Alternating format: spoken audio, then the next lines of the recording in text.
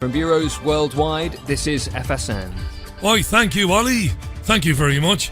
It's Wednesday's programme, by the way. How you doing? You well? I'm Richie Allen. I've got an interesting show lined up for you this Wednesday. I'd love to hear from you, by the way. Tweet at Richie Allen Show now. And, tell me anything you bloody well want.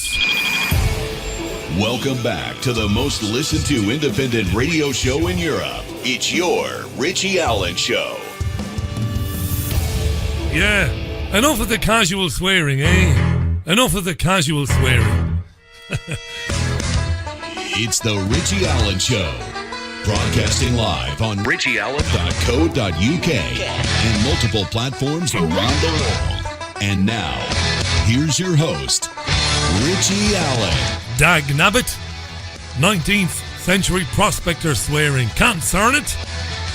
Welcome to the programme. Dr. Stuart Waiton from Abertay University in Dundee spoke to me a short time ago. I recorded him, so I did, and it is a fascinating conversation. Stuart has been writing in the Scottish Herald newspaper about transgender issues, and, well, it's caused him a little bit of bother. So we talked about that, but not just that. We also talked about something called restorative justice, which has been in the news this week because the Welsh rugby legend Gareth Thomas was the victim of homophobic abuse. He was abused and then assaulted by a 16-year-old boy. And Gareth, I think, with the best will in the world, has opted for restorative justice. What does that mean? Well, I talked to Stuart Waiton about that. I think you're going to be fascinated by it, and I'm looking forward to your comments on it when you're listening to it in a few minutes' time. Dr. Stuart Waiton on Wednesday's show, the 21st of November 2018. Fab Radio 2 in Manchester. Do check out fabradiointernational.com, triggerwarning.tv, TuneIn Radio, and richieallen.co.uk, my website as well. There you are, hey. Ta-da! Shh. All very dramatic. You well? Good Wednesday for you. What say you? Good? Yeah? Indifferent? Bad? You can tell me. I'll be happy to hear from you, as I said. I love that Interpol story. The former Kremlin guy didn't get the top Interpol job just in case it was used, Interpol, to chase down Putin's enemies. Right? Yeah. You might have an opinion on that. You can have an opinion on whatever you want. It's always good to talk to you. I say that every day, and I mean it. Love being here with you. Saw this in the Guardian newspapers this morning. Oh, so you're reading the Guardian, are you now, Richie? I read all the papers.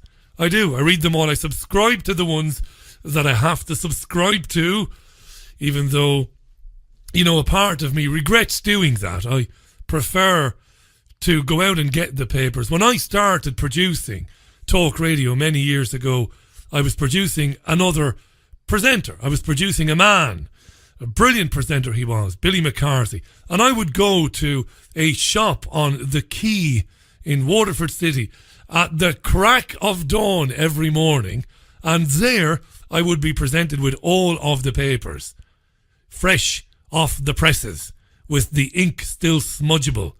And there was something, I don't know, something nostalgic. There was something great about that, having the newspapers in your hand. These days, sadly, I don't. I read them online, and I don't like it. But anyway, I can't really do much about it. So in The Guardian today was this story. Look, there will be a little bit of Brexit talk in a minute, just a little bit. And then we'll talk about other things. Came across a story in The Guardian about going to Auschwitz. Now, this has come up quite a bit recently about educating people about the Holocaust and educating them to the degree where they will then come back from Auschwitz and they will lead the fight against anti-Semitism. Can't cern it, dag nabbit. Because as we all know, dear listener, anti-Semitism and Jew hatred, you're never more than 2 meters away from it. It's like those wonderful marketing surveys that were done years ago. How far away are you from a can of Coca-Cola? Well, you're probably only 10 metres away. Well, anti-Semitism has it beat. You're only a stone's throw from anti-Semitism. It's everywhere. Jews are running for their lives in the UK. And because of that, we need to send people to Auschwitz to show them, look what happens when you don't stamp out anti-Semitism. That's what's going on. So I was interested to learn today that students have been going on field trips to Auschwitz. Government funded, by the way. This is funded by the government, right? People are starving. There are people homeless on the streets of this country. I'm not virtue signalling, by the way. I'm not. I swear I'm not virtue. Stop it. I'm not virtue signalling. I'm serious. There are people starving. The government now wants people who are living in extreme poverty to take in lodgers.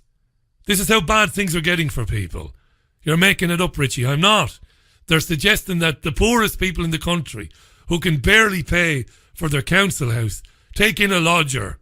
Take in a lodger to make ends meet. That's just lovely. But the government can't afford to look after its own people. It can't look after the army veterans returning back to the UK, completely fucked up mentally because of what they've done, what they've been made to do, what they've seen, and all the shit that's been sprayed on them and given to them in their food that they didn't know about. They can't look after veterans either, but we can find money to send our students to Auschwitz on day trips so that they can come back and stamp out anti-Semitism. The article in The Guardian is such crap, and it's pathos on every paragraph. Listen to this. I should have music. I'm going to get some music for this. This is genuine now. This is genuine. This was in The Guardian today, right? I know some of you are frantically looking at The Guardian. Where are we here? Have I got it here? I can't even find it. Yeah, some of you, I've got it here. Some of you now are frantically looking at The Guardian. Listen to this. This is genuine. You ready? I wish I had one of those cinematic voices in a world where nothing was legal. So here it is. This is a genuine piece in today's Guardian. We've got some backing music. We have a bit of backing music. For some, it was the railway tracks. For others, the piles of shoes or suitcases marked with their owners' names. Hecht, Metzner, Clara and Sarah Fochtman. A rusted tin of face cream reminded one visitor of his grandmother. The book of names, recording the barest details of millions murdered in the Holocaust, made another student weep. These were some of the images that 93 UK university students who this week visited the Nazi death camp at Auschwitz-Birkenau took home with them, along with a new understanding of the horrors of the Holocaust and a fresh commitment to countering anti-Semitism on campus. They were on a government-funded day trip. We're running out of music here quickly. Are we running out of music? We can't have that. They were on a government-funded day trip organised by the Holocaust Educational Trust and the Union of Jewish Students to take student leaders and senior staff from almost 50 universities to Auschwitz. The £144,000 grant was announced earlier this year by Sajid Javid, who was then Communities Minister. Yeah. So the students went off to Auschwitz anyway, and we can hear, I've not got any audio, I've just got to read the statements. Here are some of the statements made by some of the students. Shakira Martin, the president of the National Union of Students, who was on the Auschwitz trip, said, "Anti-Semitism is a real issue I hear about when I go across campuses." Anti-Semitism is the real issue I hear about when I go across campuses. This has entered the lexicon, this bullshit jargon. Remember years ago when a news outlet wanted you to think that an idea that it was putting across had widespread support, it would say things like, well, some people say, and nobody would ask the newscaster, who are these people? Some people say was a prelude to basically claiming that your argument had support. Now, politicians and others increasingly say things like, when I go up and down the country, people tell me. Well, what I hear when I go up and down the country, the fuck are you going up and down the country? When have you been going up and down the country? It's nonsense. So when she says, when I go across campuses, I hear about anti-Semitism, she's talking through her sphincter is the president of the National Union of Students, because anti-Semitism doesn't exist. It's a figment of the imagination of Zionists. She says, when I took up my role as president of the NUS, there was a huge disconnection and discomfort of Jewish students within the student movement. That's horse shit. Anyway, Mohammed Omar Hajizi is the president of the Students' Union of St. George's Medical School. Any white people? Is there any white people heading up students' unions in the UK? Doesn't look like it. Mohammed Omar Hajizi, St. George Medical School Students' Union president, said, I have no background in history, and I wanted to see this for myself. It's made me wonder about the people who let this happen. Where was their moral compass? There were many Muslims among the students on this trip. And Mohammed says it's 100% important for all of us to understand what happened in the Holocaust. When I get back, my main goal will be to get people to talk to one another. Now, that's what's going on, right? Go to Gaza, I would say. If you want to learn about anti-Semitism, if you want to see anti-Semitism in practice, if you want to see the brutal subjugation of one group of people by another group of people in the biggest concentration camp in the world, go to Gaza. Now, Norman Finkelstein, who's been on this programme with me several times, whose parents, by the way, were interned at Auschwitz, top man, lovely guy Norman, vilified for a book he wrote called The Holocaust Industry. Here's a little clip from a documentary made by Norman about 10 years ago. It is so relevant today. Listen carefully to what Norm Finkelstein says here. Whenever Israel faces a public relations debacle or comes under pressure to resolve the Israel-Palestine conflict, they start up this extravaganza called the new anti-Semitism. As it's usually understood, anti-Semitism means an irrational hatred of Jews, born simply of the fact that they are Jewish. But that's not what's going on. Here it's a hostility born of the fact that the state which claims to represent them is engaged in quite brutal violence. I'm sure lots of people I meet have this, what you say, deep down inside, they have this kind of queasy feeling about Jews. I'm sure that's true. But did it have any real substantial repercussions on me in life? The answer is just no. There's a kind of pathological narcissism, navel contemplation. When you are the richest, wealthiest, most successful ethnic group in the United States, you've got the world on a platter, and you sit around and you're talking about anti-Semitism. It's just kind of shameful, I think. Brilliant stuff. That was about 10 years ago, and queasy feelings that some people might have about Jews. By Jews, he means Israeli Jews. He basically explains very succinctly there why, people might be feeling queasy or feeling suspicious of Israel and Israeli Jews. And also in the same breath, he points out how ridiculously narcissistic it is for the most successful ethnic minority group on planet Earth to be navel-gazing about this particular issue.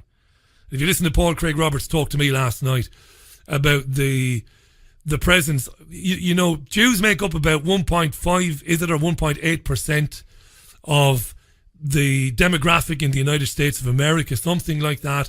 And yet the influence of Zionist Jews in that country. Jews are 1,000 times more likely to make it to an Ivy League university in the United States, 1,000 times more likely than your typical average white guy or white girl. Why is that? And Finkelstein has said over the years, you know, with the success of the identity group that is Jews, why harp on and cry and whinge about anti-Semitism, which doesn't really exist anyway? Well, there's a political end to it, as he explained very succinctly there. It is outrageous to be spending government money sending students to go to Auschwitz so that they can come back and combat Jew hatred, which does not exist in this country on any level. It does not. It is lunacy. I'll leave you with one final quote on this story from the NUS president, Shakira Martin. Fucking Shakira. Give me a break. She said, I want to help students understand. Hang on. I want to help students understand the Holocaust, to support Jewish students, and to fight all forms of racism and discrimination.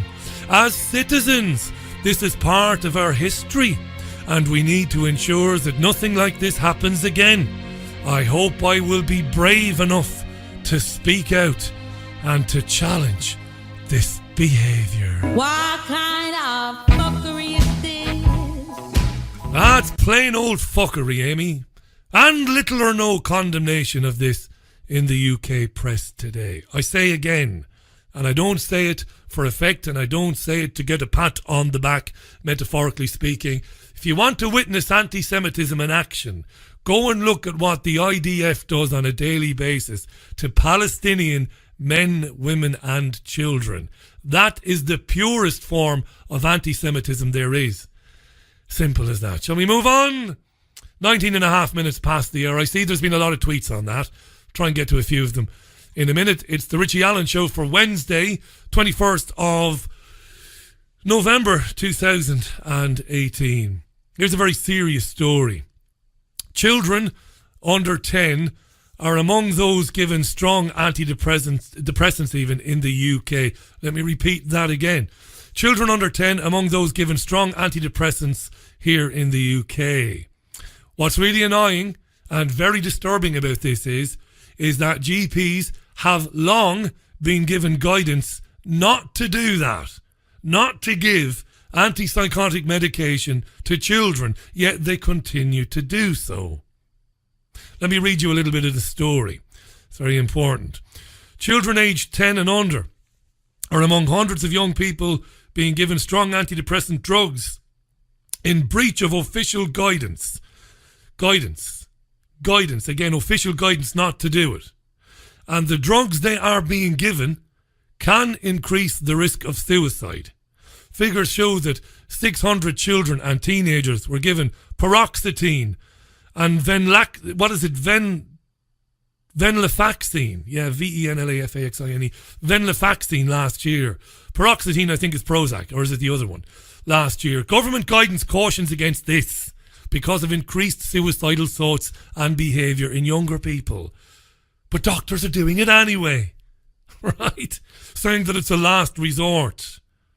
According to guidance from the National Institute for Health and Care Excellence, antidepressants should be a last resort for under 18s. And in those instances, only fluoxetine, Prozac. Right, I got it wrong. Fluoxetine is Prozac. The other two that I mentioned are very strong antipsychotic drugs. So experts are saying, as a last case scenario, give the child some Prozac as absolutely last resort. But you should not be using venlafaxine and the other one, which is paroxetine. You shouldn't be using those. But yet, doctors are prescribing them anyway. Wow. Why? Think about that. Big day for stories about children in the UK media anyway. The BBC has reported today that the number of children classed as having a gambling problem has quadrupled to more than 50,000 in just 2 years. Quadrupled. In 2 years, so divide 50,000 by 4, right? Right? So about 12,500 kids had a gambling problem. Now it's over 50,000. We're talking about 11 to 16-year-olds. 450,000 children between 11 to 16 are betting regularly, more than those who have been using drugs, smoking cigarettes or drinking alcohol. Right? A campaigner on the issue called it a generational scandal. Today's findings by the Gambling Commission makes worrying reading and serves as a warning to parents, said Alan Smith, who's a reverend at the he's a bishop actually in St Albans. Young People in Gambling report found over the last 12 months 39% of 11 to 16 year olds have spent their own money on gambling, and 14% of them gambled in the previous week. The figures are they're beyond disturbing, right? The analysis also suggests that 1 in 7 boys followed betting brands on social media, and they're accessing free games on websites run by William Hill, by Ladbrokes, by Paddy Power, by 888.com. They download the apps because they get free games which lure them in, not to mention that they're exposed to gambling ads every time they watch sport on television non-stop. Gamble, gamble, gamble, gamble. Isn't that lovely? Fucking their minds up, basically. So children are being seduced by phones and tablets and laptops, hypnotised. They're on them all the time, altering their minds, playing free online games. While this is going on, they're getting vaccinated 25, 30 times before they're 13 years old. They're being told in schools that they might not be the gender they think they are. And by the way, don't go anywhere. We've got a drag queen coming in to read a fucking story for you. Right? All this is going on. I haven't turned into Mary Whitehouse here. Absolute all-out assault on the minds of children, not only in this country but around the world. And just to make you laugh, the BBC also reported today that Bet365's Denise Coates is the highest paid executive in the country. She'll get £265 million this year. Nice money if you can get it. Imagine it. Co-founder of online gambling firm Bet365, Denise Coates, has received another bumper pay rise. The firm's accounts show that compensation for her this year will rise to £265 million. Destroying people's lives gambling. And she's making £265 million a year. That's not an exaggeration what I said either about the screen time, the sophisticated software in those devices, the effect it's having on children's minds. Physiologically, we can see it under the MRI scan. They're being blasted with vaccinations more than they need. They don't need any, really, if we're to be honest about it. They're being told that they have to consider things like sexual orientation when they're only barely out of nappies. We're just completely mining, drilling down into their minds, planting explosives and then running away. That's what's happening. It's absolutely crazy. And we're going to hear a story about bullying in schools in a minute. That's related to what I've just spoken about there. You might have heard Ollie Barrett in the news at the top of the hour talking about Theresa May going to Brussels today to meet Jean-Claude Juncker, ever the drunker, in Brussels. He's the EU Commission President, of course.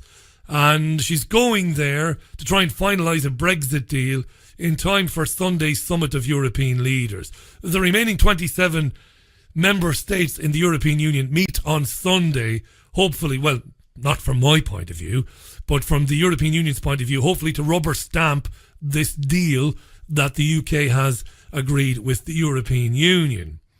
Now, the European Union missed its deadline yesterday to complete the text of its declaration on future relations with the United Kingdom.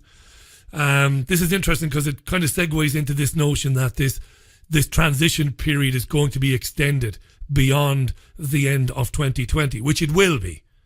You can check out anytime you want, but you can never leave.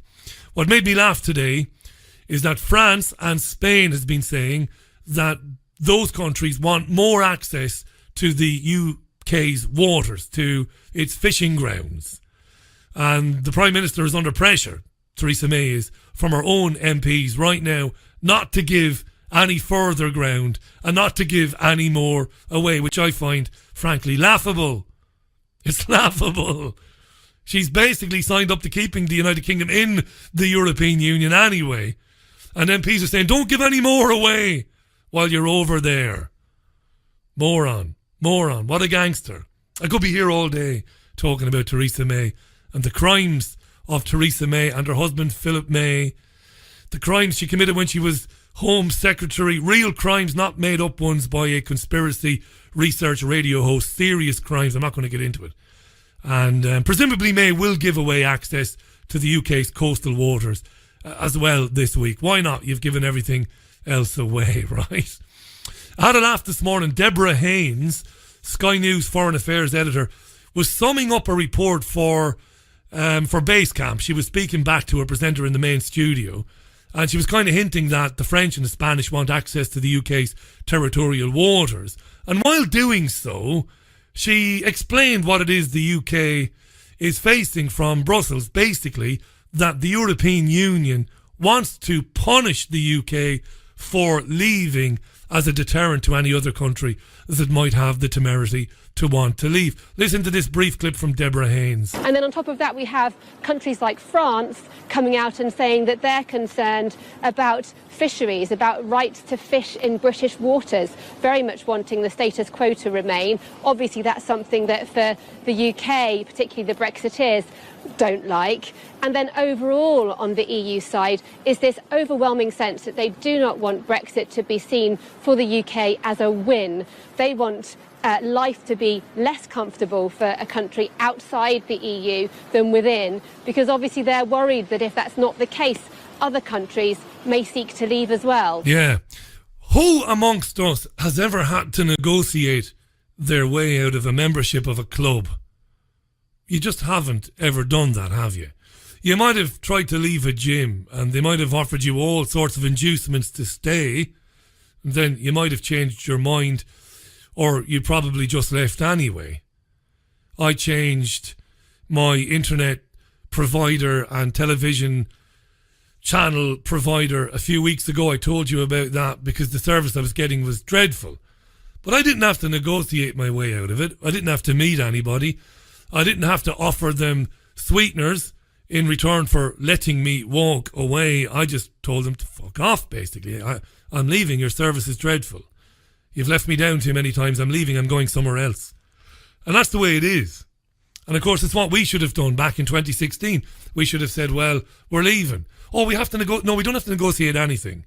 You will not punish the selling of UK goods into European markets. You won't do that, because if you do, we'll reciprocate and we will fuck you back to the Stone Age. That's what we will do. We will destroy the German and French car manufacturing industries. So don't play those games with us. We're leaving. We're gone. Thank you. We can have a nice relationship in the future. You play ball. We'll play ball. Adios. Bye-bye. Au revoir. Whatever it is. Piss off. Right? Job done. That's what should have happened. That isn't wishful thinking. And it isn't the uneducated rant of an ignoramus, again, presenting an independent radio show. I've done my research. I know this to be true.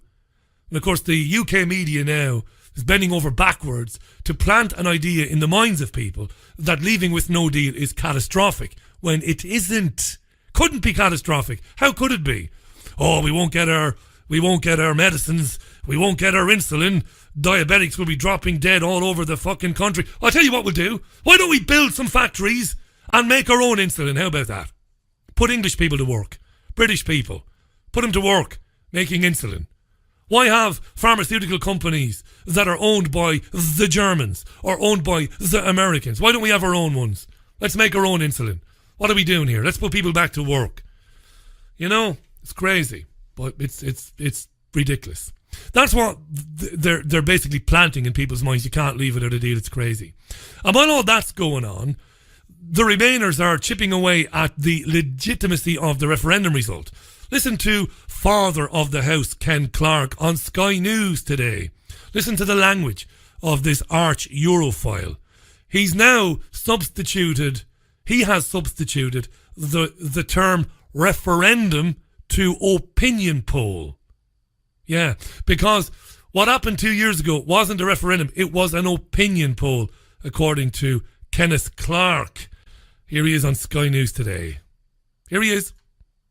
Well, at least I thought here he is. Here he is. I will vote for this deal. I think it keeps everything continuous for British business, industry, investment, and it paves the way for the transition period, because the serious negotiations start now, really, about what are the long-term arrangements going to be, which will affect all our children and grandchildren. No, I suspect many Conservative MPs on the other side will say, aha, I told you so. If Ken Clarke can support this, it just proves we're not leaving the European Union. Well, we are leaving the European Union. Nobody said in the course of this ridiculous referendum, which most other MPs now treating as a kind of royal command, that nobody said, oh, we're going to start hiring customs officers and putting in new customs barriers and regulatory differences and destroying our continuous, lines of supply. A huge number of issues have to be raised which weren't remotely in the public agenda when that opinion poll was taken. When that opinion poll was taken, it's not a referendum now. So first of all, it was a ridiculous referendum, and now it's an opinion poll. That's all that happened. It's like a bad dream. Ken Clarke must have been a huge fan of Dallas back in the day. Do you remember that whole season of Dallas that was wiped out at the stroke of a producer's pen because ratings had dipped and they needed to bring back Bobby Ewing? Who played Bobby Ewing in Dallas? I can't remember. Patrick Duffy. That's what it is. To Remainers and to tyrants, the referendum never happened, or it's an opinion poll, or it's just ridiculous. This is pretend it never happened. We'll just erase the whole 2 years out of our history and we'll bring Bobby Ewing back in the shower and we'll stay in the European Union and everything will be hunky-dory. Was taken last year. We are leaving politically. I regret that. I mean, I voted against invoking Article 50. But the majority of the House of Commons has just resigned itself to leaving politically. But economic ties, trade ties, I think we've got to keep. And you don't think they were on the ballot paper? Because when I talk to leaders, they say that was not what people voted for. They voted out of the single market, out of the customs union. Yeah, a few people may have had views on the single market, but it wasn't remotely mentioned. It was all about all these... It wasn't hardly mentioned, he said. Every single Remainer warned and threatened. Every time they appeared on television or radio, they threatened the nation with the spectre of leaving the single market and the customs union. They repeatedly said, if you vote to leave, there's no going back. We will be economically destroyed. We will be out of the single market and the customs union. He's telling porky pies there, is Kenneth Clarke. Imagine that. It's not a referendum anymore. It's an opinion poll. We just had an opinion poll. That's what we had. Never happened. Forget about it. Bobby Ewing is in the shower. Anyway, we're not going anywhere, right? 24 minutes to the top of the hour. Now, on this kind of mind fuckery that is being projected at the children of this country and the children of the Western world, right? Messing with their minds. By accident, I came across a woman on television this afternoon called Melanie Gould. Shouldn't call her a woman. She's 17 years old. She's basically a young woman, I suppose. Now, Melanie was on Sky to talk to Kay Burley about being bullied in school and how that had led to her changing schools a few times. Now, again, I don't want to sound remotely like a virtue signaller. I am not. I hate bullying. And I hate bullies. I despise it. And I also think it must be a terrible thing for children, for parents, and obviously for children, but for parents who learn that their children are being picked on in school and being ganged up on. It must be horrendously difficult for a parent to deal with. You know, you want to protect your children. You don't want them exposed to meanness and mean-spiritedness and especially violence, right? And I've talked on the programme before about feral kids and how schools are reluctant to take on the parents of feral kids because the parents are often feral themselves. And violence must be terrifying for a child. But this is a different type of bullying. And this is kind of weird listening to this. And I don't want to diminish what this child, you know, has gone through or felt that she has gone through.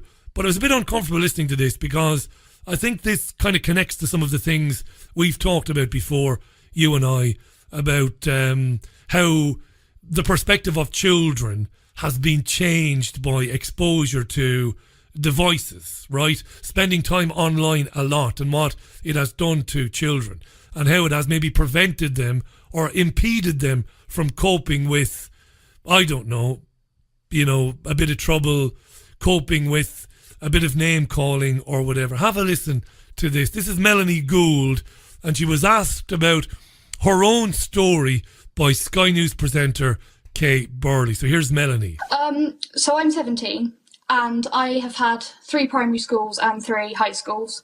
I have been bullied at 5 of those 6 schools, really severely, mainly for my looks and for my interests, my hobbies. I'm a bit of a science geek. I love anything to do with biology.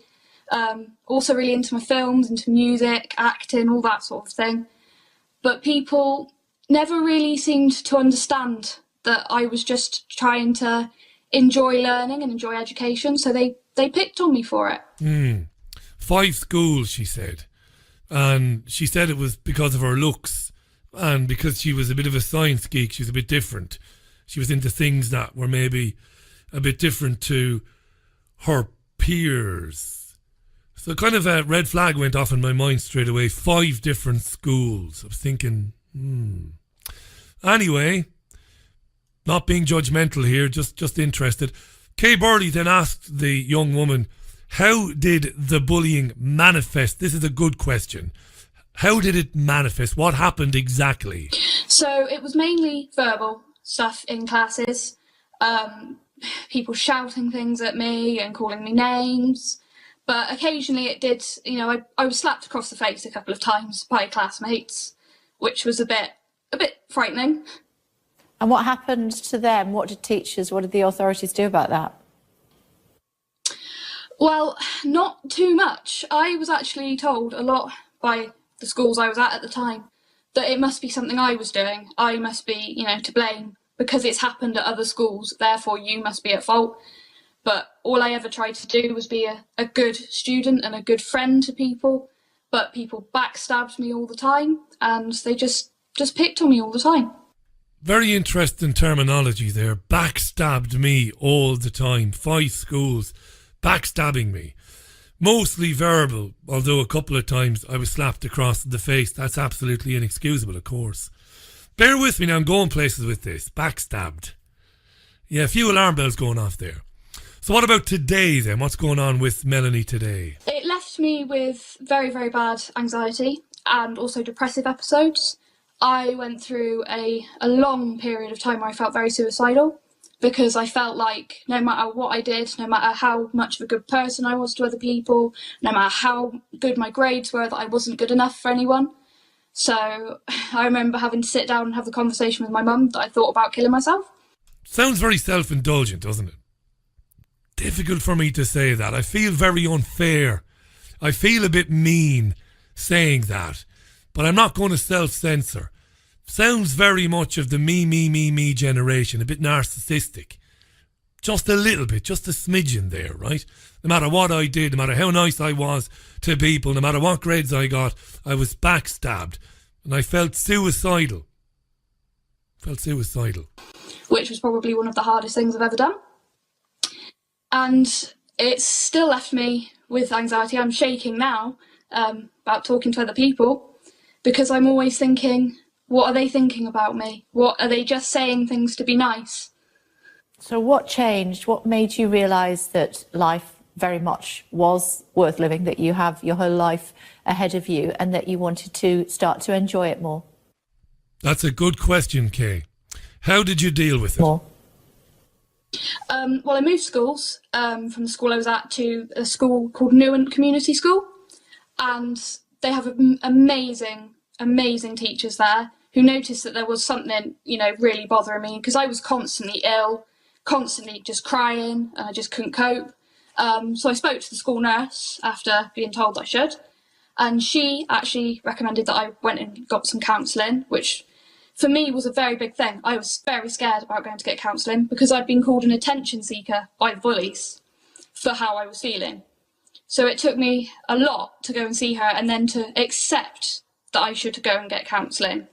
I've just been through a year of therapy at CAMS, where they have gone through all of the things that have happened to me, and I'm actually on medication to help. I'm on medication. Been through a year of counselling, and now I'm on medication. I've gone through all of the things that have happened to me, and I'm actually on medication to help control my nerves.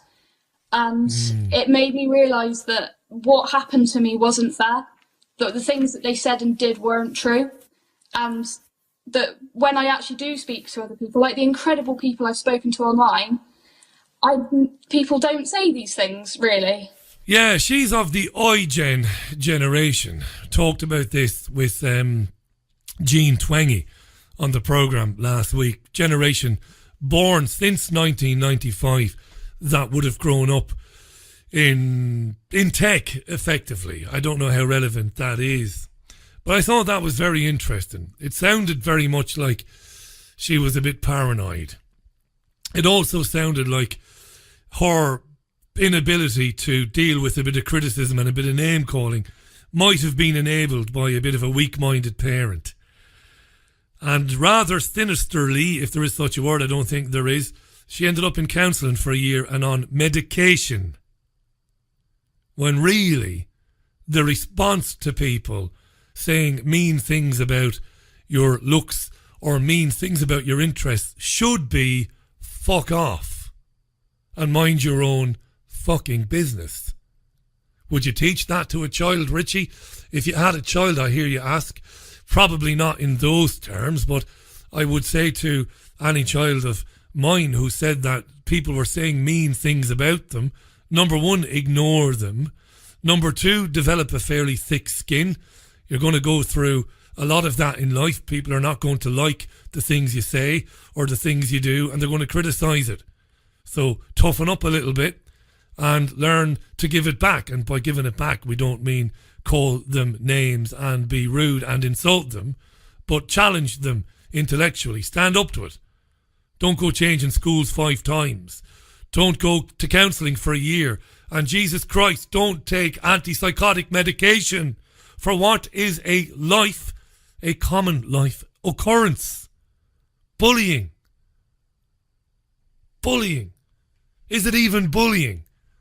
You know? Some children having a pop at you, taking the piss out of you because you're a science geek. Some children making comments on your hair and on your face and on your body shape. Is it bullying? Does it need to result in you taking medication? Or can parents say, listen, just deal with it, you know? I'll always be there for you, you know? But deal with it. It's this iGen generation that Jean Twenge talks about. The inability to cope with life. The things that life throws up. I thought it was interesting. I thought it was worth sharing with you today. What time is it now? It's 14 minutes to the top of the hour. We are going to be hearing from Dr. Stuart Waiton in around about 10 minutes' time. Bear with me. Stuart Waiton is coming up. And on that, I mentioned earlier on in the programme that the government is now urging the poorest people in society to take in lodgers to beat the benefit cap. The benefit cap, by the way, which is screwing people to the wall and forcing many families out onto the streets. Do you know that every 11 minutes, the homeless charity Shelter has an ad running where it suggests that every 11 minutes, a family in this country is made homeless. And I've done a bit of digging into it. And it turns out they're right. Every 11 minutes, because of extreme poverty, a family ends up on the streets. And then charities like Shelter try and find them emergency accommodation. Try and get them in somewhere in the short term. This is true, by the way. And question on this in Parliament yesterday, government ministers like Justin Tomlinson are saying, well, there's other ways people can deal with this. They can take in lodgers. These are people now who rent from housing charities or who get rented their property from local authorities effectively. This is the government's answer. Rent a room out to somebody and that might help you make ends meet. Crazy times we live in. 12 and a half minutes to the top of the hour. Lots of tweets came in. So what I'm going to do is I'm going to play a tune, and when we come back from that, I'm going to read your tweets. It is your Richie Allen show, by the way, live on Fab Radio 2, triggerwarning.tv, TuneIn Radio, and richieallen.co.uk. Great to be with you. By the way, Tommy Sheridan, socialist, will be back with me on the programme tomorrow. Many of you will be happy to hear that. Tommy's got a very big following. He's doing a lot for Sputnik News right now. Really good guy is Tommy. He'll be on the programme tomorrow. Just giving you the heads up because so many of you like hearing from Tommy. And it's been quite a while since Tommy was on the Richie Allen show. Oh yeah. My name is Richie Allen, by the way. Did I tell you that? I did. Did I? I'm off to Auschwitz for some re-education this weekend. And when I come back, I'm going to fucking eradicate anti-Semitism from Manchester. Oh yeah. There's no place for anti-Semitism in our society.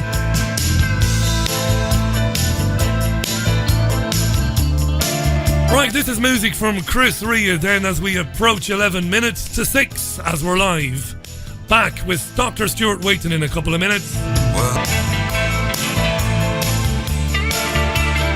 Chris Rea on the Richie Allen show, The Road to Hell Part 2 for the technophobes amongst you. I like to be technically correct there. From the Road to Hell album. Massive amount of tweets came in. If I start attempting to read them, I'll be here all day. Alright. I'll read a few anyway. Delroy tweets, how you doing, Delroy? Richie, good analysis there of what the kids are being put through. Yeah. I mean, it doesn't resemble, not remotely resemble, the childhood that I had in terms of my schooling. Anyway, it's bizarre. And I'll be 44 years old on December 31st this year. Yes, I had stingy relatives, I did, who came along on Christmas Day and gave me a present and said, that's for your birthday as well. Boy, do you hear me? So I'll be 44. It's not that long ago I went through primary school and secondary school, and it is crazy what's happening. And I know that's a very cliched throwaway line. It's crazy. Well, what does that mean, it's crazy? It is lunatic asylum stuff, what's happening to children in schools. There's no doubt about it. Ian McKee tweets, how you doing, Ian? Richie, 10 years from now, if you don't have mental health issues or therapy, you'll be called weird. Yeah. That crept into America, didn't it? It crept into American culture in the 1980s. It was a badge of honour to have a shrink and to be on some sort of medication. Incredibly. Hi to William, who says, Richie, the majority of kids have some sort of problem at school in one way or another over time. But I would say a lot of the time, moving school is the wrong option. I must say, though, to have moved 5 times should raise questions of the student and the schools in question. Yeah, that's the problem, really. I probably didn't need to spend 5 or 10 minutes with those clips of that interview to make that point, but I wanted to do it. Somebody asking, you know, some kids being a bit mean-spirited to a girl shouldn't result in 5 school changes, counselling for a year and medication. It's absolutely wrong. You know, you can teach a child. Listen, don't worry about it, you know. I was taught that growing up. I was a tall, skinny child. So I was often called Lanky Allen, Skinny Allen, these stupid things that kids would say to me. But because I had a very bad male role model in my life that I've mentioned before, but I had a good one as well, who used to say to me, just ignore them. They're morons, you know. Ignore them and don't do anything about it unless it gets physical. And if it gets physical, you've got 2 options. You know, I'll deal with it or you can deal with it. That's what I was told by my old granddad. They call you names, Richie, just ignore it. And they did call me names, being tall and skinny with a stupid haircut. I had a bowl hair. I looked like Alfalfa from the Little Rascals. You know, it's not a good look in primary school, even in South East Ireland at the time. And I was teased about it, and I just ignored it. It just made me laugh, really.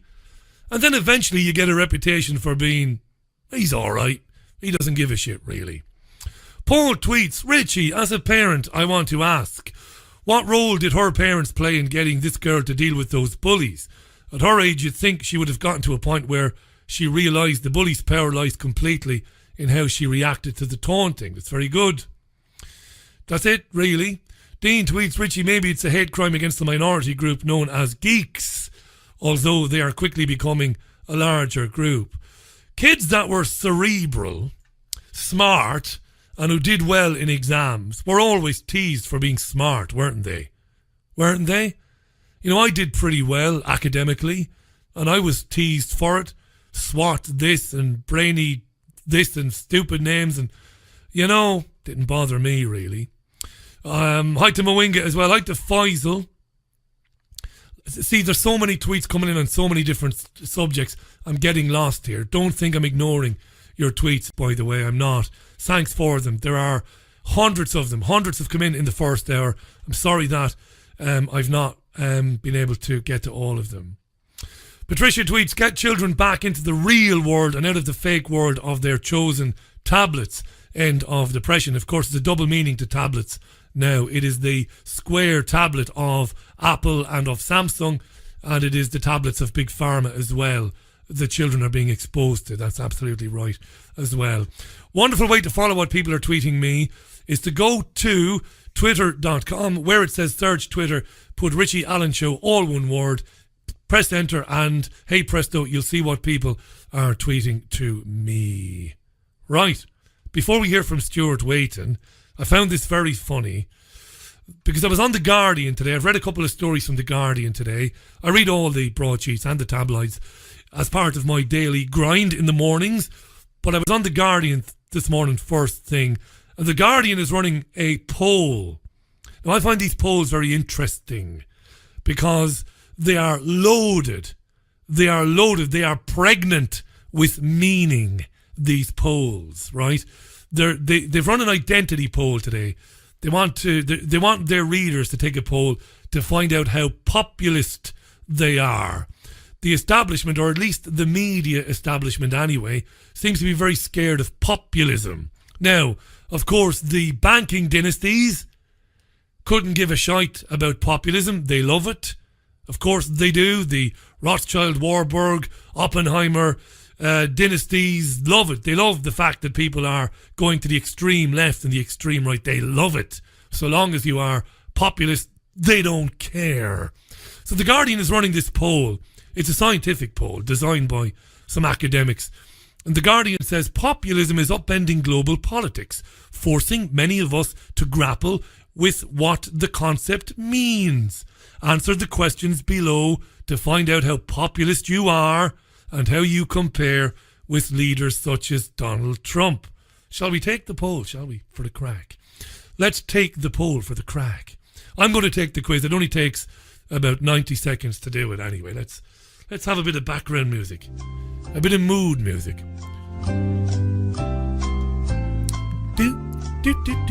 Right, so the first question is, where do you live right now? United Kingdom is the answer. Let's put in United Kingdom there. What age are you? 36 to 45, that'll do. And what's your gender? Male, female, or other? Let's say male for the crack. And let's start the quiz then. Right, here's the question. Here's the first question. Number 1. All of these questions, by the way, give you 6 answers. 7 possibilities. Strongly agree, tend to agree, neither agree nor disagree, tend to disagree, disagree, or strongly disagree, right? So strongly agree down to strongly disagree with a load of options in the middle. You got it? You got it? You got it? Question 1. Politicians should always listen closely to the problems of the people. Let's put strongly agree there. Politicians should strongly listen to the people.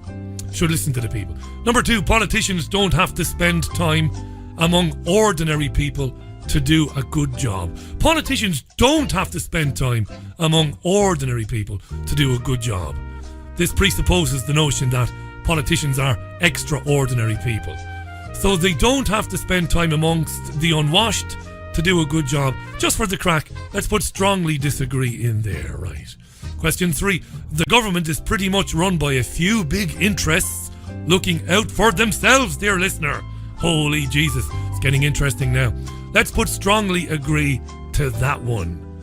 Question 4, government officials use their power to try to improve people's lives. Let's strongly disagree with that, number 4 there. Number 5, you can tell if a person is good or bad if you know their politics. So if they're a Tory, they're a bad bastard. If they're a Hillary supporter, they're absolutely, completely and utterly intolerable. Let's strongly disagree with that. Of course, it's ridiculous to imagine that you can tell if somebody is good or bad because of their political beliefs. Strongly disagree, we'll say. 6, question 6, the people I disagree with politically are not evil. Let's say we strongly agree with that. They're not evil just because we disagree with them. Question number 7, the power of a few special interests prevents our country from making progress. Well, the power of a few special interests prevents us, our country, from making progress. Let's strongly agree with that there for the crack. Question 8, a lot of important information is deliberately concealed from the public out of self-interest. Let's strongly agree with that as well, because it's absolutely blinking true, isn't it? Patriotism. It just says patriotism. Strongly approve, tend to approve, neither approve nor disapprove, tend to disapprove, strongly disapprove. Patriotism. Let's say tend to approve for the crack, although really I neither approve nor disapprove. And number 10, nationalism. Approve, strongly approve, tend to approve, so on, so on, so on.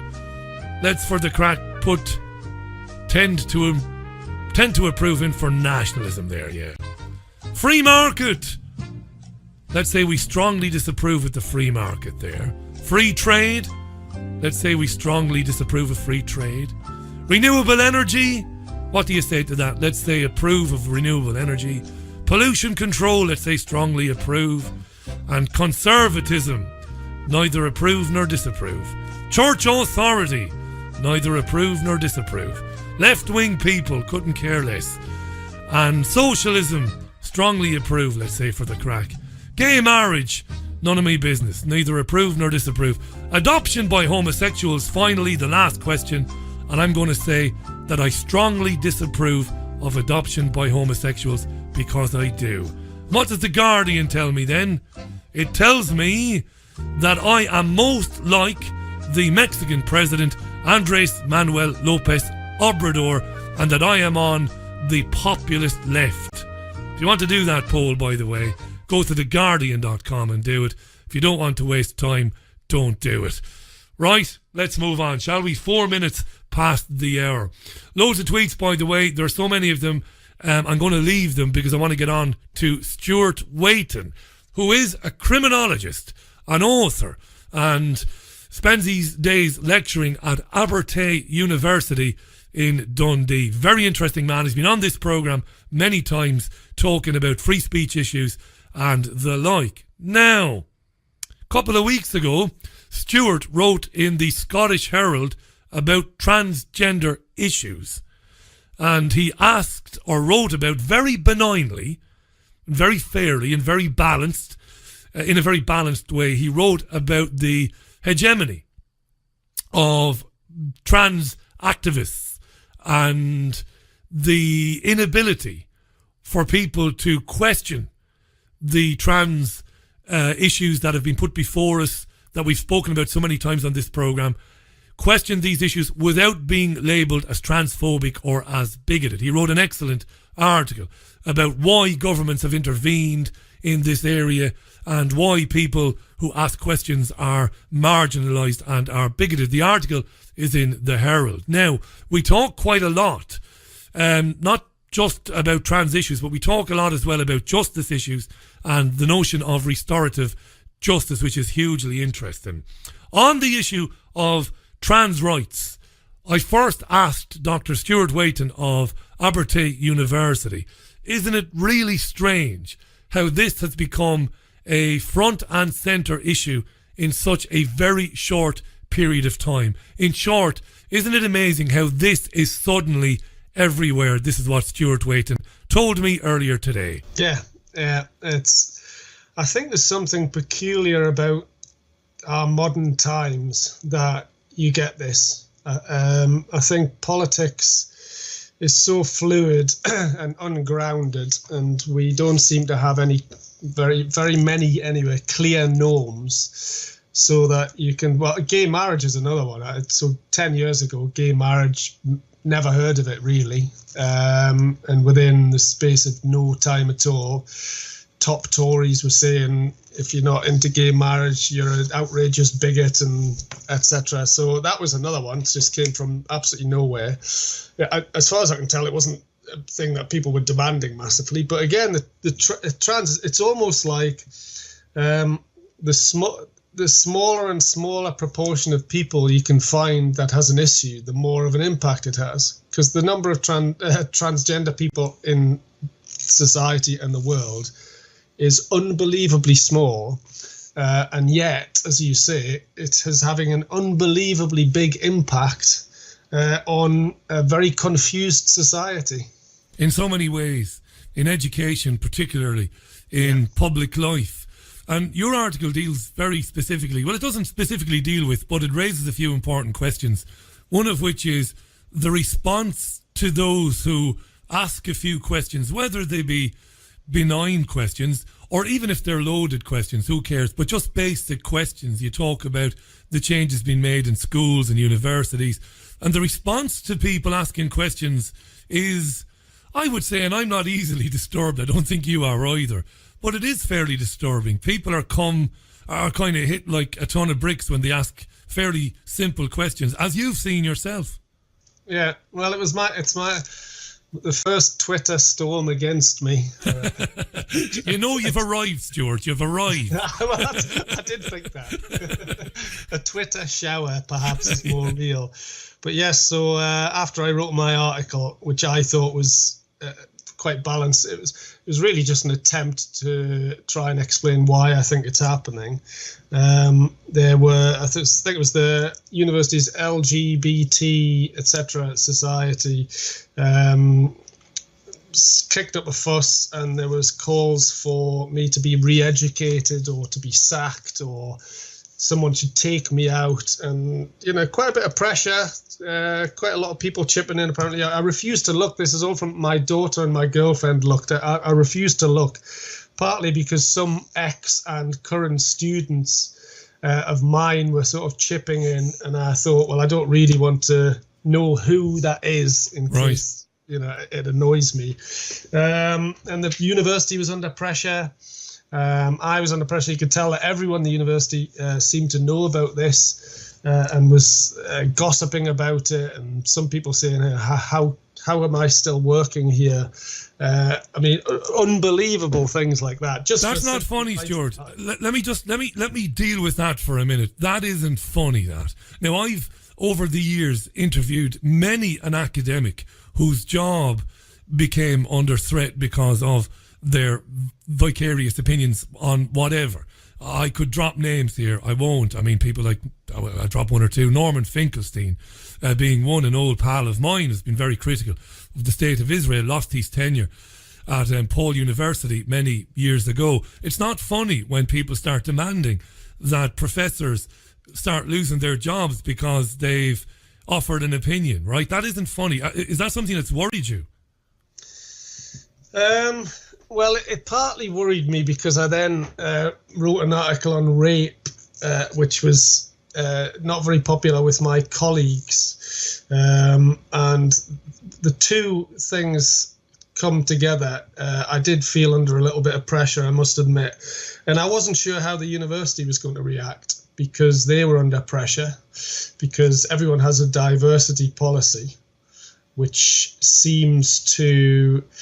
It seems to be a kind of therapeutic policy as much as anything, where you shouldn't upset people, and if you upset people, it's seen. In fact, the way it's portrayed is you're creating an atmosphere of hostility, and then some people then say, well, and that leads to violence. Therefore, me writing an article in a newspaper that's trying to understand something becomes directly connected to violence, etc., etc. But the university was brand new and stood by the idea that you should have academic freedom. You should be open to discuss these ideas and issues as you should do. In fact, there was a letter came out about a week after I wrote my article by I'm trying to remember her name, Kathleen Stock, I think it is, with a number of academics that had signed it, all who had come under pressure because they were trying to do some sort of research on the transgender issue. And The Guardian printed it, which is interesting, saying, this is an issue, this is a problem, we demand the right to be able to do research in this area without being attacked for it. So that seems to be the state of play at the minute. Yeah, there used to be a time, I think in conversations gone by, you and I have spoken about how things used to be. You know, robust debate. There was a time when your opponents, if we can call them that, people who disagree with you. And by the way, I've got to say again, while we're speaking, and of course this is recorded, but I'll be live in the studio tweeting the article, Stuart's opinion piece, which is a couple of weeks old now, in the Herald Scotland, heraldscotland.com. And it's benign. That's not to patronise the article at all. It's benign. It's an excellent article asking some very interesting and important questions, but it's benign. It's not hostile towards anybody. It's just asking questions. There used to be a time when your opponents would say, all right then, wait in. Let's erect a platform in a hall at the uni and let's roll our sleeves up and have a jolly old back and forth about this. Not anymore, Stuart. We talked about this before, you and I. Now people want to obliterate from their field of vision or from their field of hearing anything which offends their delicate kind of sensitivities. Jesus, this is dangerous stuff, isn't it? What happened to, I'll have a go at you, waiting, and you can have a go back in public? I think it's getting worse, actually. It's interesting to note that in the past it would have been right-wing people who would try and shut you down. But even then, most right-wing people wouldn't try and shut you down, but there might be some. Or at least conservative people, very moralistic people might want to sort of like try and stop certain issues or images or whatever it was. Whereas now it seems to be people who describe themselves as progressive but are anything but, as far as I can see. Yeah. And I think there's a couple of things. I think one of the things is the extent to which identity has become politicized. And if you then question aspects of this, it feels like a personal attack. That's part of the problem. So it's not that you're not discussing the NHS, you're discussing me, how I feel, my body, and so on. So it becomes a difficult thing to actually have a public discussion about. I think that's one of the things. On top of that, the state and politicians, diversity seems to be their biggest moral crutch. It's the one thing to stand up against racism, to stand up for gender equality, to stand up for transgender rights and so on, like as Theresa May has done and just about everybody else in public life. It gives them a sort of sense of moral goodness. It seems to be one of the few things that they're very confident that they can come out and say this, despite all the problems that it might create for society. But I think particularly at the minute, I think the Brexit-Trump effect is having an impact on people, especially people like my colleagues. And you're starting to get now a situation where academics are signing letters to stop debates. So I don't know if you saw the David Aranovich article a few weeks back in the Times. Yeah, I did, yeah. He'd been invited to a discussion which was titled something like, will immigrants undermine our sense of nationhood, right? And a number of academics, in fact, the list has just grown and grown. So there are hundreds and hundreds and hundreds of academics have signed a letter saying that debate, that title of the debate, is a disgrace because it will encourage a sensibility of white supremacism, which will lead to violence. That's madness.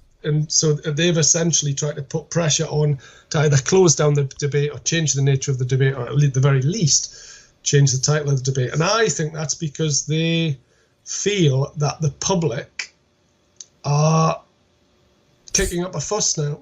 The public are now getting a voice, and they perceive the public as being rather bigoted, rather racist, and homophobic, transphobic, etc. There's a great irony, Stuart. Yeah. There's a great irony here.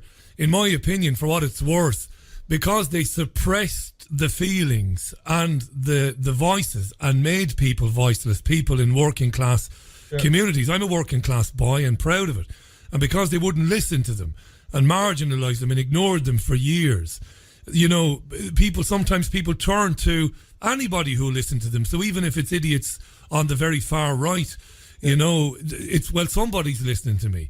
And there's a great irony there now, you know. And you know, there's another irony. There would have been a time when those academics would have been stampeding to put their names down to be on the platform again with Aronovich and say, right, let's have a chat then about why people feel this way. But now they want to shut him down, which does nobody any good. And there's a great irony in, again, going back to transgender, the issue, again, your article asking brilliant questions. How ironic it is that some people would argue that your article is harmful. Again, that's, to me, preposterous, because what's really harmful is suppressing debate on it. And it seems that the harm is being caused to maybe children who are being put on puberty-blocking drugs, which, again, a lot of academics are asking questions about, saying it's not a good thing. That could be potentially devastatingly harmful, while asking some questions about why are we rushing to, you know, not discuss gender dysphoria? Why are we rushing to allow people self-identify without discussion? That can't be harmful, but yet real harm might be occurring to children right now. Yeah, well, it's the point I make in the article, which is really why I wrote it, was because there's been a 4,000% increase in the number of girls wanting to transition. And I think there are political and cultural reasons for this. I don't think it's to do with people have suddenly discovered miraculously that they have a different body inside a body or anything like that. And I think one of the most profoundly worrying and immature aspects of this is the extent to which the state, politicians, schools and so on have simply embraced this and in many respects are encouraging children. And this is children. I mean, adults is a different matter. If adults want to do stuff to their bodies, you know, knock yourself out. But this is children. And you know, without stepping back a little bit and having a think, well, how does adolescence work? How does their sense of identity, you know, if people are then suddenly flattered or encouraged, if there are trans activists online encouraging this, if there's peer influence, there's lots of things happening here which I think need to be unpicked. And for the state to then step in, and they are doing this to a certain extent, and saying, well, actually, we know better than their parents. You know, we really know better about what this is because we're cool about the whole trans issue. And in Scotland, this is potentially what's going to happen with new sort of proposed guidelines. Is to suggest that teachers shouldn't tell the parents. Shouldn't tell parents. Yeah, wow. shouldn't tell the parents. And in fact, if the parents are opposed to the transition, then perhaps the parents should be reported for that. So, I mean, a remarkable thing. And if this happens, I mean, I think this could hugely blow up in the face of politicians. I think it could become incredibly confusing for parents. It could be incredibly confusing for young people, essentially children who are growing up in this very confused atmosphere. And I think it could really blow up and become a massive, massive problem and a massive issue. Yeah, this weekend, the Mail on Sunday had a couple of interesting articles. One from a whistleblower teacher who reckons there are more than a dozen children at his or her school. The teacher is anonymous. And the teacher is worried about it. But also a psychotherapist wrote in the Mail on Sunday, you probably saw it, suggesting that there is an autism link with this. And there's also a link between children encouraging other children to do it. That's where the politicisation comes in and the cultural issues that you were talking about there as well. But there was a kind of a sense that there's a feeling amongst psychotherapists, at least the one writing in the Mail anyway, that the government just wants to ignore this, just to ignore, these facts or these evidence, these bits of academic, research coming in that says maybe we shouldn't be going down this road. The government just wants to ignore it. They are worrying times. Anytime somebody suggests that, we deal with the child and the issues around a child without telling the parents, massive red flag for me, Stuart.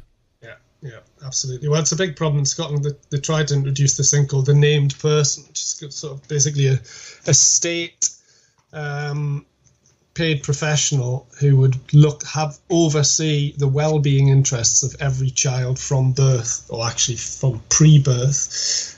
So Scotland is well on track for setting up a situation where professionals rather than parents make more and more decisions about what values children have and what happens with their lives. So it's a definite trend, definite issue and a problem for me. And yeah, I agree with you. I think there are a lot of people who are trying to introduce some reason into this discussion. And as far as I can see, the people in authority who are essentially being blind to this, and I'd be interested. I haven't yet had a proper discussion with any of these people, but to me it seems like a form of moralism. They've decided that this is good. It's like gay rights. That's all it is. So therefore it's progressive. Therefore it's good. It's diversity. End of story. Regardless of the actual impact this is having, regardless of all the other factors that might influence this, regardless of the fact that we're talking about children. Yeah, children. About children and adolescents who are, can be a little bit self-absorbed at the best of times. I think they have a right to be self-absorbed when you're an adolescent. I think that comes with a job description. Yeah. And they appear completely unprepared to try and even think about what is actually happening here and what potential problems they are creating for individuals and for society, actually. Let me just remind our listeners, Dr. Stuart Waiton from Abertay University is on the line with me today. It's great to have him back on the programme. I want to ask you about restorative justice. I'm also mindful of time. I know you've got plenty of things to do.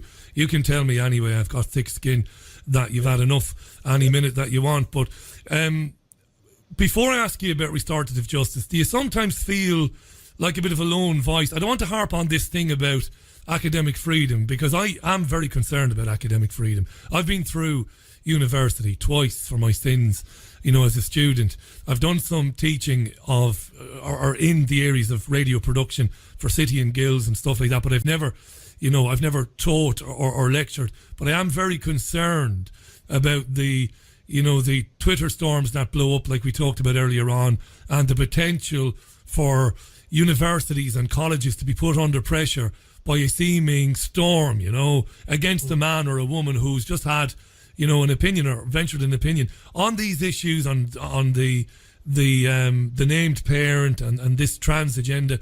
Do you feel like a bit of a lone voice? Because I don't see too many other people talking about it. Well, the trans thing's interesting because I got interested in this subject last year, and I wrote an article for the Times. And as soon as I wrote an article, I had a number of feminists get in touch with me, because feminists are, for good reasons and bad reasons, often opposed to the transgender framework. They look at it and see this is a man who's now going to be using women's toilets. This is a man who's now, so for example, the Labour Party has a trans guy who's now a woman as their women's officer. Yeah. And he then put in a complaint about another women's officer, a real woman, if you're allowed to use that term. You can.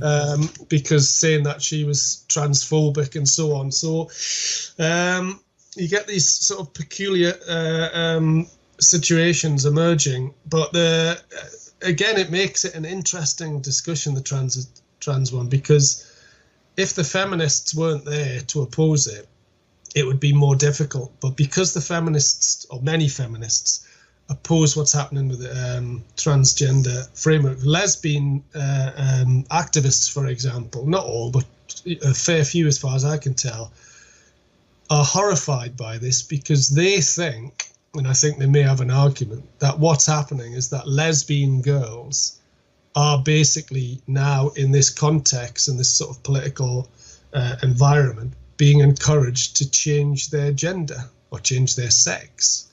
So they're horrified by it. So that means that there's a bit of a chink in the armor of diversity, because a substantial section of feminist activists are making the point that actually a woman is something that does have a biological basis. You can't just turn into a woman. Even if you have an operation, it still doesn't make you a woman. So they're making lots of arguments, and that, I think, is a real weakness for the politicians and the authorities, because it's, as I say, it's a chink in the diversity armor. They're not all singing from the same hymn sheet. And in fact, the Lesbian Gay Society, when they put it on Facebook and people were commenting on my article, there was quite a few of them apparently making the point, well, I actually think he's got a point. I think he should be able to speak his mind and so on. And the vast majority of the public are questioning about this. Vast majority. When they do polls on this, you're talking about 85% of people don't think that you should just be able to sort of say I am this or I am that. You just say which gender you are, because that's what I feel like. That's what I say. So there's a lot of space. There's a lot of space to make the arguments, I think, even if the people in authority and the institutions are weak, nervous, or potentially authoritarian on it. It's a good point, that, and I've interviewed a couple of trans women, that's men who identify as women, and they described themselves as such on the programme. I'm a man, Richie, who identifies as a woman, and they're not happy at all about the way things are going, and I like that, not just because they agree with my central thinking, but I like the fact that they're prepared to stand up and be heard. Stuart, you're a criminologist and you're an author, and I'll be putting out links to where people can find you and read you. By the way, the couple of times you've been on the programme in the past, we've had a huge reaction to you, massive reaction to it. It's great to have you on. I appreciate your time, knowing that you're busy up there in Dundee. You're a criminologist, and I saw it of you the other morning. I was out jogging, listening to BBC Radio 5 Live, and the rugby player Gareth Thomas was on, and apparently he was assaulted, Gareth, and seriously enough as well. He was pretty marked up around the head. A young 16-year-old lad had assaulted him, had verbally abused him, and then attacked him, which certainly can't have been nice. And I had heard the term that I can't pronounce for my sins, restorative justice. I've heard that term before, and I didn't know much about it. And Thomas seemed to explain that he was going to have, or had, a sit down with the boy who assaulted him, and they were going to talk it out, and he was going to explain, to him what he had done, why it was wrong, things along those lines. And I thought for a minute, because I don't know very much about it, I thought, well, yeah, that's interesting, and maybe. And then some policemen came on to say, we have seen that 15% of people, when we use restorative justice on people who have offended before, 15% of those repeat offenders actually don't offend again. I thought, okay, well, is it good? And then I thought, well, it's marvellous for the 16-year-old. He kind of gets away with it, and maybe he won't change his ways. What is it? What is this restorative justice? Where does it come from? Right. I'll try not to get too bogged down in sort of jargon and stuff. Okay. So bear with me as I sort of stumble through it. The For Dummies guide. Give us the For Dummies guide on, and me being the dummy. Yeah, go ahead. Well, restorative justice it's come out of a sense, especially by liberalish people, that they've got a problem with prison, and they've got a problem with punishment. Right? Some of these concerns they have, I think, are legitimate. some perhaps less so. And what they did is they came across the idea of, well, let's look at how people used to do things in the past, Maoris, for example, or Aborigines, and how did communities do things? And communities, before you had a state, had to resolve problems, right? Because there was no prison to put anybody in. If someone had stolen your whatever, you had to deal with that there and then. And they used to do it as a community. And they used to get the person who had committed the wrong act, the person who was wronged, get them together, have a consultation, get someone to apologize. And the theory is that by doing this, you get the person, the perpetrator, to have to look the person in the eye, to recognize what they've done, to understand the harm that they have impacted. And the victim can see the person, can question them. They are involved in the criminal justice system in a way that they might not be otherwise. They get a sense of closure. It's very, very therapeutic. Right? It's a very, very therapeutic form of justice that presumes that individuals and communities are kind of harmed, abused, that they need healing. And this process is meant to be that healing. Now, do you want me to tell you how it works? Yeah, I do. Yeah, it's genuinely fascinating stuff. This right. Is really so interesting. the way it works, and I'll say before I start, I think that this can work for kids, and I think it can't really work for adults. And at the minute in Scotland, for example, they use it in youth justice, but they don't use it with adults. But there is a push for it to be used with adults, and certainly anyone who is progressive, right thinking, is into restorative justice and thinks that this is the way forward. So it's entirely possible that this might become something of significance in the future. So the way it works is 16-year-old Johnny attacks a Pakistani shopkeeper's shop, covers it in paint, swears at him and so on.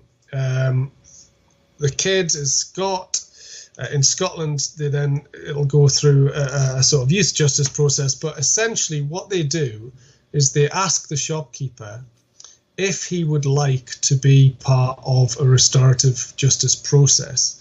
And they ask the young lad if he is prepared to apologise. Now, the shopkeeper has to be prepared to forgive. If he is not prepared to forgive, it won't happen. The kid has to be prepared to apologise and to mean it. Otherwise, it will not happen. And so there are many meetings potentially with professionals, with these two individuals, before they eventually have a conference. Then they're brought together. The shopkeeper can ask questions of the lad. The lad can explain what he did, how he's sorry, and so on. And that's the end of it. Now, the reason I think that this might make sense for kids is because it's a bit like the headmaster getting you in his office. Yeah. getting the person who you've just, so I got the cane when I was like 15 or something, for like me and my mate did a pile-on where you like jump on somebody and all pile on. The two of us did this, which we shouldn't have done. He was upset, crying, blah, blah, and we got the cane. And it's a kind of, they bring the lads, do you understand what you've done? Are you going to apologise? And so on. Yes, sir, I'm sorry. I didn't realise I was going to hurt him, etc., etc. Right? That makes sense to me. I think if you then, and that's what happened in this case. So he was a 16-year-old. He'd been homophobic to this rugby lad. Yeah. And I don't know if he's a big 16-year-old or what. So I don't know how he managed to sort of get this rugby bloke who I imagine's a bit of a big lad, but anyway, it doesn't matter. So that's what happens in that station. He says, well, I want to do this thing because it's educative. And you often, I had someone in my class yesterday talking on this subject, and it's often driven by people who are good guys who want to give kids a second chance. You know, they don't want to get them tied into the criminal justice system. They want to do something, but they'd rather not have to sort of like have some sort of criminal conviction and so on. It's nice, so isn't it? It's nice. Yeah. The way you're describing it, I think, is the way Gareth Thomas is. I'm a bit of a rugby buff, and Thomas has always come across as a fairly nice guy. He's very mild-mannered. He's a very generous co-host when he does the rugby. Very much listens to his fellow pundits. Seems to be a nice fella, and he's thinking, do we? Because that is a jailable offence, or at least for a kid, that's a young offender's institution offence. It's a very serious offence, and Thomas is thinking, well, who knows what might happen to him in there. All right, let's do this, and hopefully the kid will be remorseful. And when he meets him and speaks to him, he will say, "Yeah, you are a human being. You are a nice fella, and it's unacceptable for me to be swearing at you, let alone punching you in the face." Maybe I can see, like you were saying, how it could work there in that instance for the kid, you know. And who knows what the kid's been exposed to anyway, growing up as well, which is important maybe. I'm sounding like a progressive. Jesus, I'm in trouble. I'm in trouble here. But no, it just makes sense to me. But we are progressive. Yeah, fair enough. Yeah. Progressives aren't progressive nowadays, most of No, that's true, yeah. So that sounds good, but you don't see this lending itself to the adult justice system? No, I don't. Well, I mean, if I was going to go into it properly, I'd probably get you in areas you don't want to go, because I think this is part of a development of a therapeutic state where increasingly people in authority understand people as little bags of emotion. And they think that if we can heal, there's this idea of healing, you know, it's like if we apologize to the Aborigines, if we apologize for past harms, if we apologize for, you know, and then it's this highly therapeutic kind of framework that's developing in the state, and I think this is a reflection of that.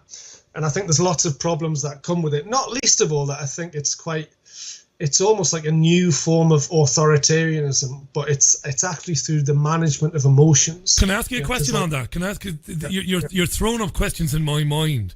The way you're framing this would concern me. And I know nothing about it, and I absolutely trust you implicitly. And you're obviously telling me the way it is, and I expect you absolutely are. What?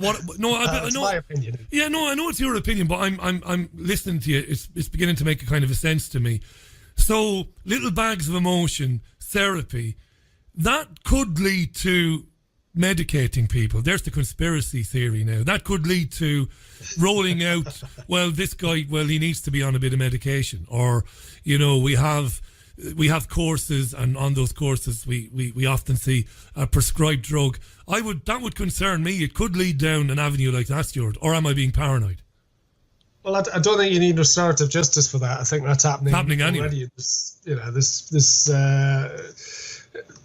more and more people are on, whether it's Prozac or antidepressants or everything else. So I don't think you need it for that. But yes, I can see where you're going. But you don't need that, you see, because I think one of the problems I have with this is that it's kind of manipulative. That there's a certain pressure on the victim to get involved, and if you have a professional going around to your house and saying, you know, you don't have to do this, but, you know, there's this process, it's called restorative justice, blah, blah.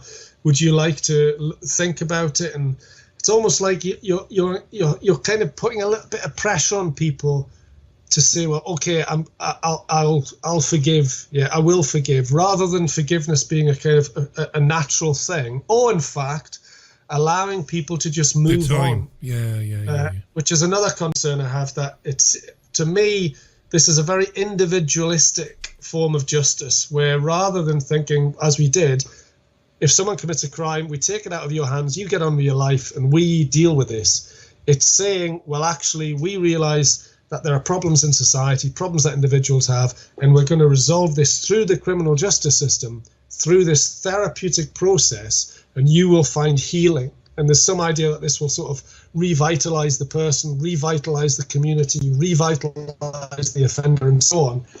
And it's rather fantastical, and it's kind of emotionally manipulative on both behalves, because again, it's always meant to be voluntary. it can come with punishment, so people in prison can go through this process. But one of my arguments that I was making yesterday is I can't imagine any prisoner who's got any common sense turning down the opportunity to apologise, because if you do turn it down, that's not going to look good.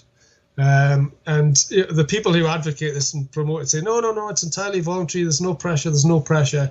And I was just saying, well, put it this way: if I was inside for doing something serious and they said, look, the person wants to meet you and you can say sorry, I'd be all over it like a rash, and I'd be saying sorry to my heart's content, and it wouldn't matter. And again, in that context, what does sorry mean?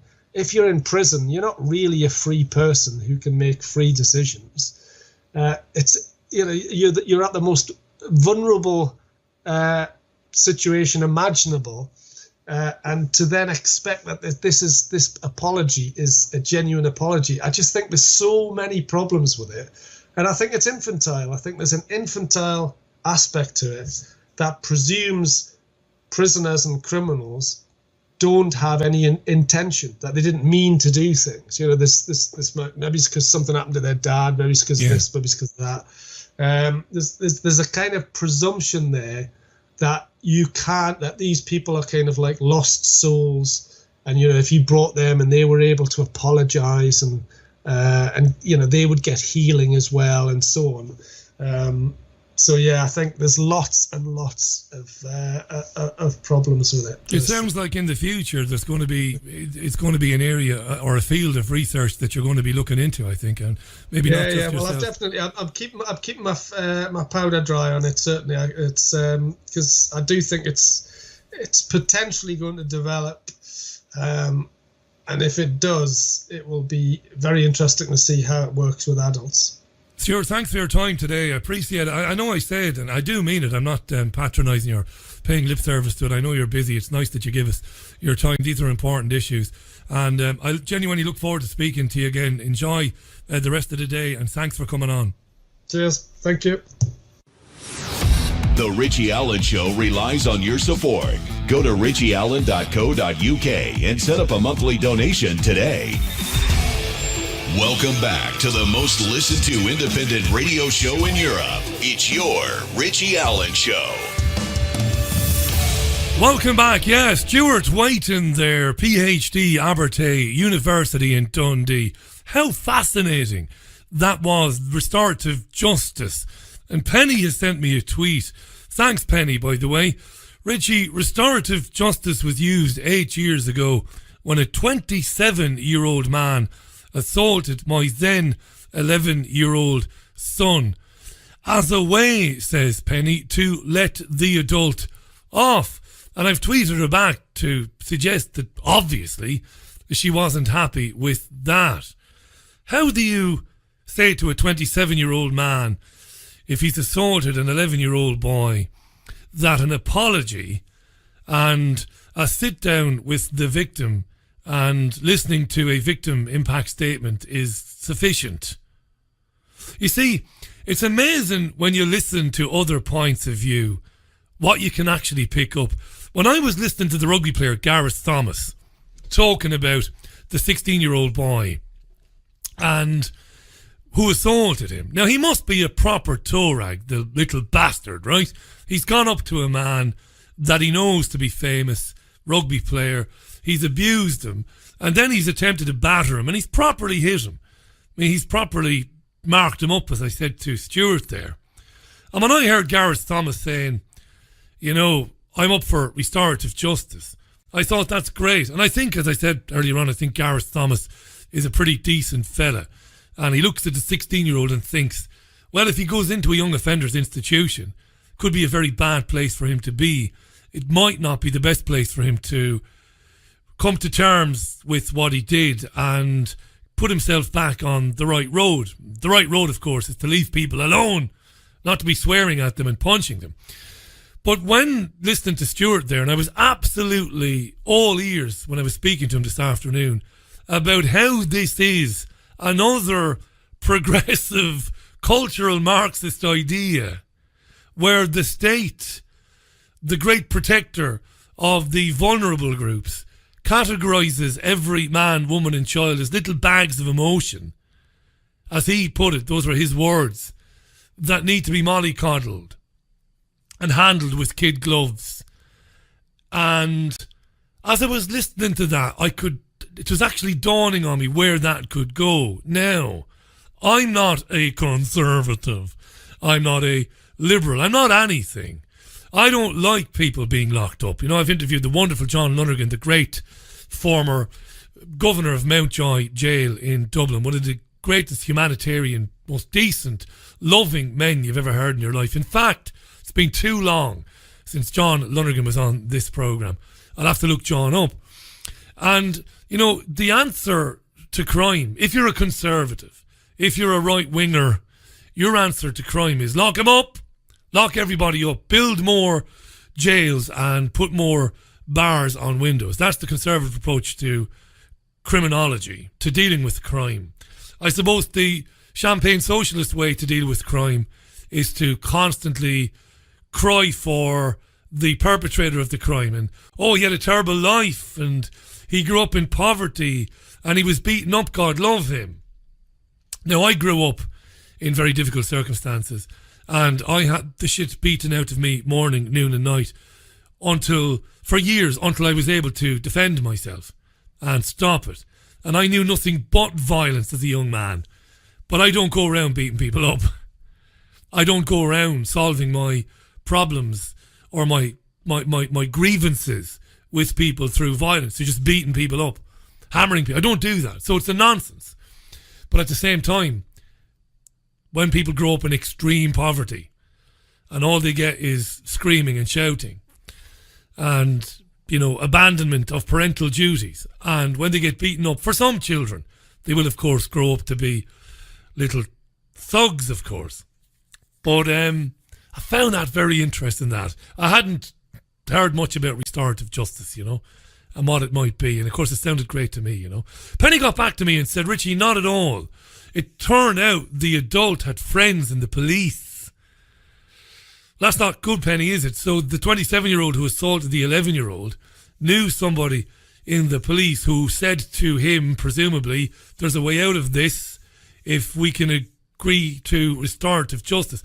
But from what Stuart said, the victim must agree with the restorative justice path. Both parties must agree in order for it to be proceeded with, for want of a better way of putting it there. So is that what happened, Penny? Did you think, okay, well, if the police say it's the right thing to do, then we'll do it? Because that's my understanding of it. It's something I definitely want to explore, to be honest, in the near future. Because I think it's a fascinating concept. Restorative justice. You know, it sounds great. Meet with the victim. Let the victim explain to the perpetrator the impact the crime had on him or her. Get the conversation going. Sounds all very benign and very good, but as Stuart Wayton pointed out, there are sinister connotations to it, if you think about it. Hi to Sean McDonald, by the way. How you doing, Sean?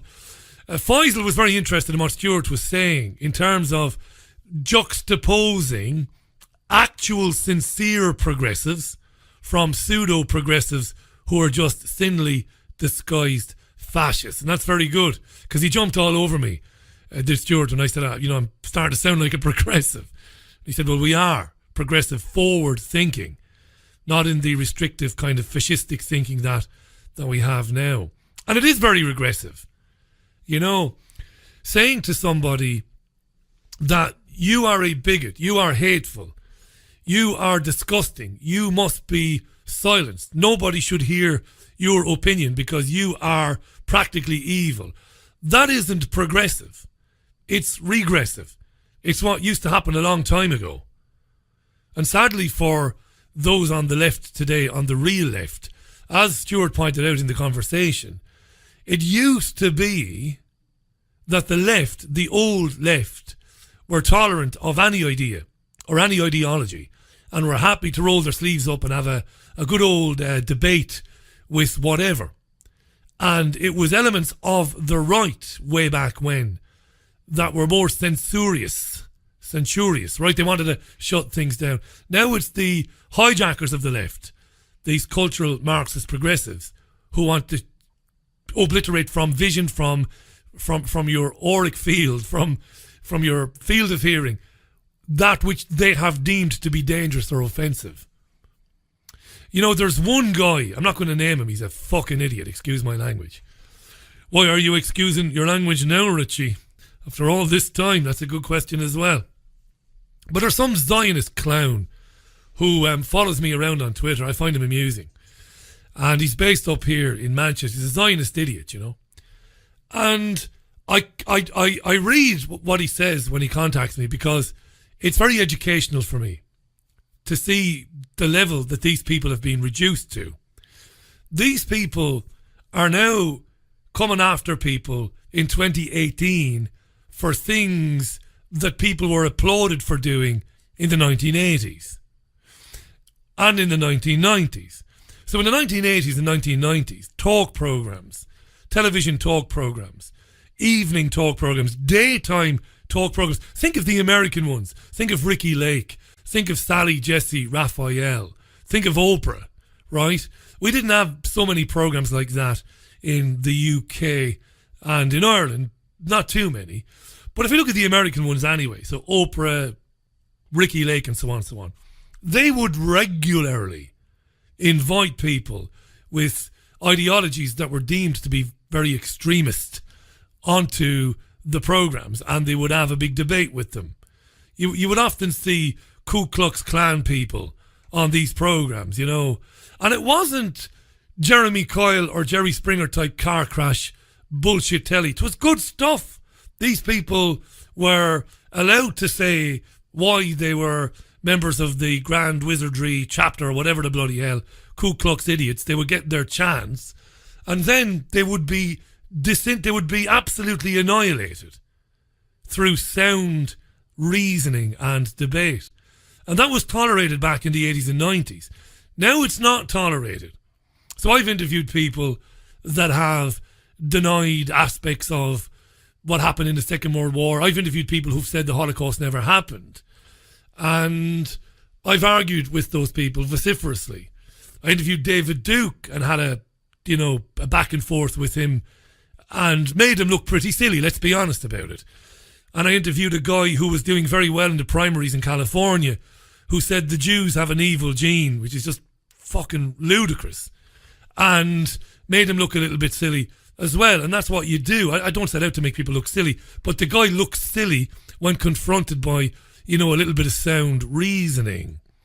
But what the fascists want to do now, these progressives, as they call them, is they want to call me a bigot. Not me, I'm not important, but people like me, just for sharing space with David Duke, or Duke wasn't, this is two years ago, or anybody else. Nick Collerstrom was on the programme recently talking about the Skripal thing, and there was a bit of outrage amongst the Zionist groups that I would entertain Nick Collerstrom because he said that nobody was gassed at Auschwitz.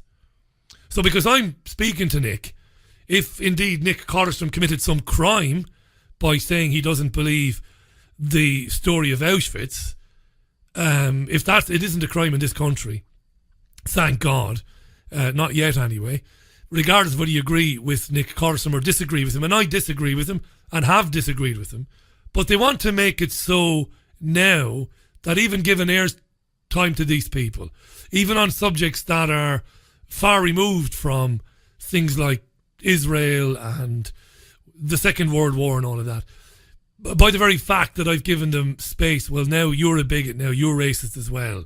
That's not progressive, that's regressive. And it's dangerous if it goes unchallenged, Absolutely. Even if you had two plonkers sitting down on an internet show and they were agreeing about something, like whether it's the Holocaust or whatever, the idea that it should be shut down or it should be criminalised is absolutely, to me as an idea, it's absolutely redundant. Let these people speak. Don't drive them underground. Don't patronise them. Don't demonise them. Don't call them evil, whether they're right or whether they're wrong. It doesn't matter. Let them speak, and when people are wrong, and when their ideas and their ideologies have no basis in reality or no basis in reason, this will be outed in robust debate. It will be transparent in robust debate that their ideology or their thinking isn't very sound. That's the way it used to be. I know some of you are laughing now I mentioned Ricky Lake and Sally Jesse Raphael. God be with the days. But they spoke to these people and didn't scream at them and call them names. They left these people hang themselves. I know that's hang themselves. Maybe not the best turn of phrase to use when we're talking about, you know, far-right racists like the Ku Klux Klan. Of course, it's not the best terminology to use. But let them basically dismantle their own argument through their lack of common sense, through their lack of education. But today you can't do that, you know. You're not supposed to do that. Certain subjects now are taboo. You can't do it. We're seeing people asking the questions about the transgender issues, like Stuart Waiton. We're seeing people ask these questions on social media, and they're having their social media pages either temporarily suspended or basically deleted. Although, to be honest with you, as time goes on, I have less and less sympathy for people when they complain about getting deleted by Twitter or Facebook. You know by now what they are, Twitter and Facebook. You know what it is. You know that even if you have 20,000 or 100,000 followers, your reach is very limited anyway. So don't bitch about being banned by Facebook or Twitter. It was always meant to be like that, I would argue. Anyway, that's about it for this programme. Penny got back to me to say finally we were not offered any other choice on the restorative justice thing, and it wasn't put to me as a choice at all.